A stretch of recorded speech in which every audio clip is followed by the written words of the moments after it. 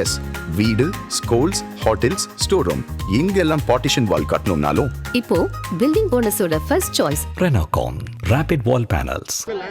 ராமநாதபுரம் பள்ளி மாணவி கொலை பண்ணியிருக்காங்கல்ல, அதுக்கு எதிர்க்கட்சிகள் வந்து என்ன சொல்லியிருக்காங்கன்னா, அமைதியாக இருக்கும், தமிழக அரசில் பள்ளி மாணவர்களுக்கு பாதுகாப்பு இல்லாத அரசா தமிழக அரசு இருக்குன்னு சொல்லியிருக்காங்க.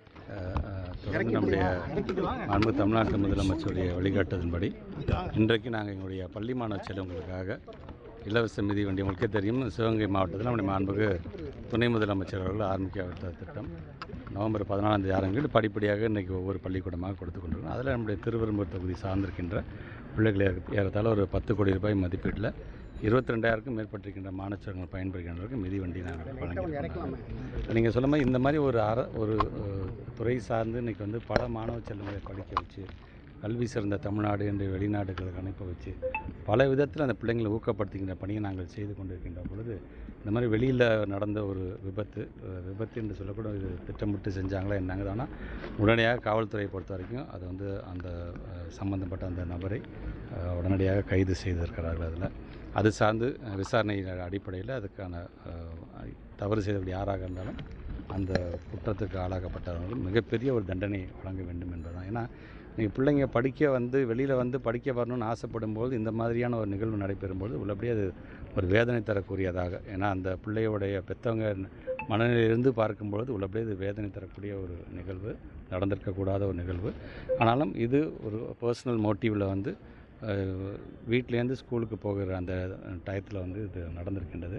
இது வன்மையாக கண்டிக்கப்படக்கூடியதான். ஆக அது சார்ந்திருக்கின்ற அதுக்கு காரணகர்த்தாவாக யாராக இருந்தாலும் மிகப்பெரிய ஒரு தண்டனை வழங்கிவிட வேண்டும் என்பதுதான் ஒரு துறையினுடைய அமைச்சராக மட்டுமல்ல ஒரு மனிதனாகவே என்னுடைய வேண்டுகோளாக நான் வைக்கின்றேன். மிதிவண்டி வழங்குறீங்க, இந்த லேப்டாப் எப்போ தரப்போறீங்க? நம்முடைய மாண்புமிகு துணை முதலமைச்சர் அவர்கள் சார்ந்து ஏற்கனவே அவங்க சொல்லிட்டாங்க, மிக விரைவாக சிவகங்கையில் நடந்த கூட்டத்தில் கூட சொல்லிட்டாங்க. அது கல்லூரியை சார்ந்திருக்கின்ற மாணவர்களுக்கென்று கிட்டத்தட்ட ஒரு 20 லட்சம் லேப்டாப்கள் வந்து கொள்முதல் செய்யப்பட்டு அது வழங்கப்படும் என்று சொல்கிறாங்க. அதுக்கான கொள்முதல் பணிகள் இன்றைக்கி இருந்துகிட்டு இருக்காங்க. மிக விரைவாக மேபி டிசம்பர் ஜனவரியில் கூட அது வழங்கப்படும் என்பதை அவரே சொல்லியிருக்காங்க. தமிழ்நாட்டில் கஞ்சா பழக்கம் அதிகமாக இருக்குன்னு சொல்லி உங்கள் கூட்டணி தலைவர் வைகோ சொல்லியிருக்காரு. இது எங்களை பொறுத்த வரைக்கும் இன்றைக்கி எந்த அளவுக்கு நம்ம கட்டுப்பாட்டில் கொண்டு வந்திருக்கிறோம், எத்தனை விதமான வழக்குகள், எத்தனை கோடி ரூபாய்க்கான சொத்துக்கள் முடக்கப்பட்டிருக்கின்றது. ஸோ அவங்களுக்கு அதெல்லாம் தெரிந்ததான். இருந்தாலும் அது மாதிரி எங்கேயும் என்ன ஒரு ஸ்கூல் கேம்பஸ் இருக்குன்னா அதை சுற்றி இருக்கிற அந்த கேம்பஸ் பார்த்திங்கன்னா ஒரு ட்ரக் ஃப்ரீ கேம்பஸாக அது இருந்துவிட வேண்டும் என்ற விதத்தில் தான் தொடர்ந்து தமிழ்நாட்டுடைய முதலமைச்சர் அது சார்ந்து பல அவேர்னஸ் நம்ம கொடுக்குறோம். குழந்தைங்களுக்கான இளைய சமுதாயத்துக்கான எந்த விதத்திலும் இந்த வயசில் ஒரு டிஸ்ட்ராக்ஷனுக்கு நீங்கள் யாரும் ஆளாகிடக்கூடாது அப்படிங்கிறதுக்காகத்தான் பல்வேறு திட்டம். ஒரு பள்ளிக்கூடத்தில் வந்து மகிழ்முற்றம்னு ஒரு திட்டத்தை நாங்கள் கொண்டு வரதுக்கான கான்செப்ட்டு ஒரு குழுவாக அந்த குழு மனப்பான்மையோடு அந்த பிள்ளைகள் வந்து அந்த நடவடிக்கை இருந்துட வேண்டும். ஸோ ஏதாச்சும் ஒரு அவங்களுக்குள்ள ஒரு துக்கம், ஒரு சந்தோஷம், ஒரு சோகமான கூட அவங்களும் அதை ஷேர் பண்ணிக்க வேண்டும். அதுக்காக தனியாக குழு போட்டிகள் நடத்துறது அப்படி தான் நாங்கள் பண்ணிகிட்ருக்கோம். பட் அதையும் மீறி இந்த மாதிரியான ஒரு சில சம்பவங்கள் நடக்கும்போது அப்படியே அது வேதனையாக அதுவும் நடந்துடக்கூடாது என்கிற விதத்தில் தான் அவரும் சொல்லியிருக்கிறார்கள். ஸோ இது மாதிரியான விஷயத்தில் இரும்பு கரம் கொண்டு நம்முடைய தமிழ்நாட்டோட முதலமைச்சர் தொடர்ந்து அதை கட்டுப்பாட்டுகள் கொண்டு வந்து கொண்டிருக்கிறார் என்பதை முஸ்லீம் லீக் பேராசிரியர் காதர் மைதீன் வந்து 5 தொகுதி நாங்கள் கேட்டு வாங்குவோம். இல்லை, இது வந்து தலைவர்களும் பேசக்கூடியது. ஒவ்வொரு தோழமை கட்சியை பொறுத்தவரைக்கும் ஏறத்தாழ 10 ஆண்டுகள் மேலாக எப்படி அரவணைச்சு நம்ம தமிழ்நாட்டு முதலமைச்சர் கொண்டு செல்ல பார்த்துருப்பீங்க. கண்டிப்பாக பெரியவர் ஐயா அவர்களுடைய இந்த கோரிக்கையை சார்ந்தெல்லாம் தலைவர்களும் பேசிக்குவாங்க.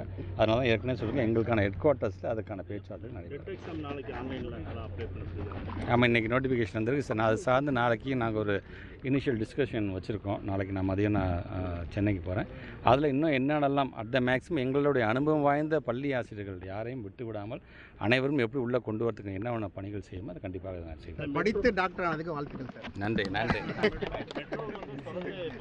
இடத்துல அதிருப்தியாக இருக்குது. ஏன்னா இப்போ மக்கள் தொகை இல்லாத காரணத்தால் அப்படின்ட்டு ரொம்ப நாள் கழிச்சு சொல்லியிருக்காங்க, திருப்பி அனுப்பியிருக்காங்க அப்படின்னு ஒரு இல்லை. தொடர்ந்து இப்போ நம்ம வந்து டெவலப்மெண்ட் ஓரியன்டாக நம்ம ஸ்டேட்டை கொண்டு போக நம்ம ஆசைப்படுறோம். உங்களுக்கே தெரியும், உதாரணத்துக்கு இப்போ நீங்கள் வந்து பொருளாதார அளவில் நம்ம வளர்ச்சி நினச்சிப்பாங்க. 11.19 இரட்டை இலக்க கொடுத்த ஒரே மாநிலம் வந்து நம்மளுடைய மாநிலம். அதை பெருமையோடு சொல்கிறக்கூடியதும் அவங்க தான். அதே நேரத்தில் இவ்வளோ வளருது அப்படின்னு சொல்லிட்டு அதில் கை வைக்கிறவங்க அவங்களாகத்தான் இருக்கின்றாங்க. ஸோ இந்த எந்த விஷயத்தெல்லாம் அவங்க எப்படி கான்ட்ராடிக்ட் ஆகுறாங்க அப்படிங்கிறதுக்காக பாருங்கள். ஸோ நம்ம வளரும் பொழுது தமிழ்நாடை முன்னுதாரணமாக எடுத்துக்கொண்டு மற்ற மாநிலங்களும் வளர வேண்டும். இந்த மாடலில், இந்த திராவிடியன் மாடல் நம்ம நம்ம வந்து ஒரு உதாரணமாக எடுத்துக்கொள்ள வேண்டும் என்று ப்ராடர் வேலை திங்க் பண்ணுறதை விட்டுட்டு இவங்க வளர்கிறாங்களா பாராட்டுற மாதிரி பாராட்டிட்டு இங்கே வளர்கிறத வந்து கை வைக்கிற மாதிரியான வேலையை செய்கிறது என்பது அவருடைய மனநிலை என்ன என்பதை ஒட்டுமொத்த தமிழ்நாட்டு மக்களும் உணர்த்துகின்ற விதமாகத்தான் இதை நான் பார்க்கிறேன். எஸ்ஐஆர் அதிகாரிகள் வேலை நிறுத்தம் பண்ணியிருக்காங்களா? அது வந்து திமுக அரசோட தூண்டுதல் தான் சொல்லி இல்லை ஆச்சு, அவங்களும் வந்து ஒரு ஹியூமன் பீயிங் தான். நாங்களும் வந்து ஒரு நிறைய இடத்துல போகும்போது ரொம்ப டெடிக்கேட்டடாக உள்ளபடி அந்த வேலை பார்க்குறாங்க. அது வந்து சத்துணவு பணியாளர்களாக இருந்தாலும் சரி, ஆசிரியர் பெருமக்களாக இருந்தாலும் சரி, அவங்களால முடிஞ்சது என்னவோ அடுத்த மேக்ஸிமம் அவங்க செஞ்சுட்டு தான் இருக்கிறாங்க. இது தூண்டுதல்லாம் சொல்கிறது வந்து மிக அபத்தமானது. ஏன்னா எஸ்ஐஆர் அப்படின்னு சொல்லி இன்றைக்கி அதுக்கான பணிகளை என்றைக்கு அவங்க நியமிக்கப்பட்டார்களோ அப்பொழுதே அனைத்து அதிகாரிகளும் எலெக்ஷன் கமிஷனோட கண்ட்ரோலுக்கு அவங்க போயிடுவாங்க. அவங்களாம் யாரும் அப்படிலாம் வந்து தூண்டுதலாம் பண்ணிட முடியாது. எலெக்ஷன் கமிஷன் தான் அவங்களுக்கான ஒரு மாத சம்பளத்தை வந்து அதிகப்படுத்துறதுலேருந்து எல்லாமே அவங்க தான் பண்ணுறாங்க. சரியாக செய்யும்போது அது முழுமையாக கண்காணிக்கக்கூடிய அந்த பவர் யாருக்கு உண்டு அப்படின்னு பார்த்தீங்கன்னா எலெக்ஷன் கமிஷனுக்கு மட்டும்தான் உண்டே தவிர நாங்கள் சொல்ல தான் கேட்க வேண்டிய அவசியமே அவங்க கிடையாது. பீகார் போலவே தமிழகத்திலும் வந்து தேசிய ஜனநாயக கூட்டணி வெற்றி பெறணும் பிரதமர் மோடி சொல்லியிருக்காரு. அவர் ஒவ்வொரு தடையும் சொல்லிட்டு தான் இருக்கு. உங்களுக்கே தெரியும், ஒவ்வொரு முறையும் தனித்துவமான மாநிலமாக எலெக்ஷன் டயத்தில் நம்ம எப்படி பகுத்தறிந்து பார்த்து நம்முடைய மக்கள் வாக்களிக்கிறதுன்னு நீங்களே பார்த்துருப்பீங்க. தேங்க்யூ.